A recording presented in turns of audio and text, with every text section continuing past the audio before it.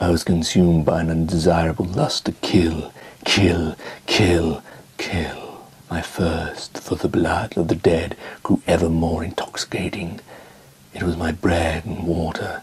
I would spend days, nights, weeks without sleep, torturing individuals. On some occasion I would become so close to my victim that I would slow down his rate of morbidity and would converse with him as a friend would. But as soon as I became close to them, they would die. Such is the fragility of life. Soon the method of mine to maintain a regular source of cadavers was inferior, as I did not meet that many people.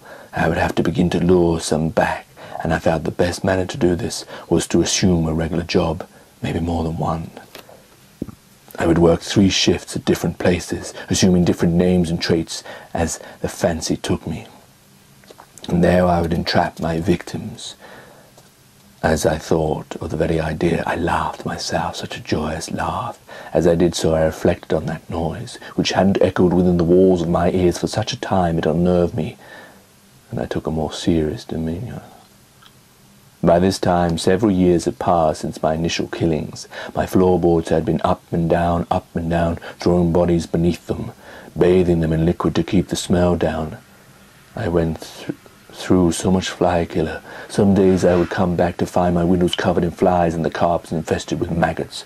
I had fancied one day I would bottle the maggots and bring back a friend from work, tie him or her down, of which the choice was mine, and place the contents of the jar of maggots over the body and inside the orifices, such as the ears and nose, speeding about the rate of death. Why wait for the body to die and then have the maggots eat? Why not make the process more efficient and have the maggots start on the living body? And I did indeed find such a person fitting of this demise. A team leader at one of my many places of work, who would often abuse me and the staff there, treating us like 19th century slave races.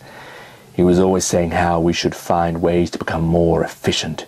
It would give me great pleasure to give him back his words, as maggots ate through his hard, living flesh, and we would continue right the way up to it became soft and dead.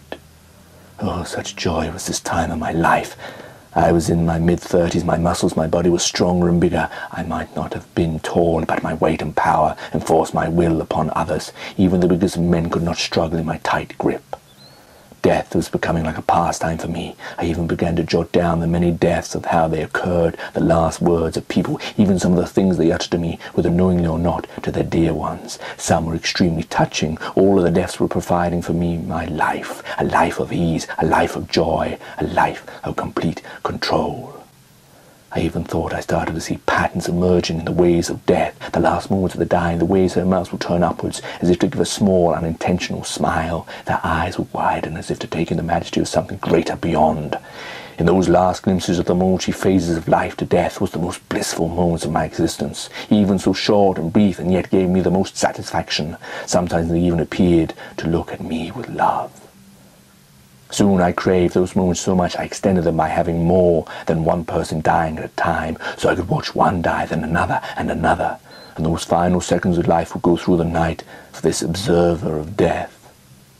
With my floorboards filled, I started to break down the walls between my bedrooms and the rooms on the other side, and rebuilt them, encasing the limp bodies within them.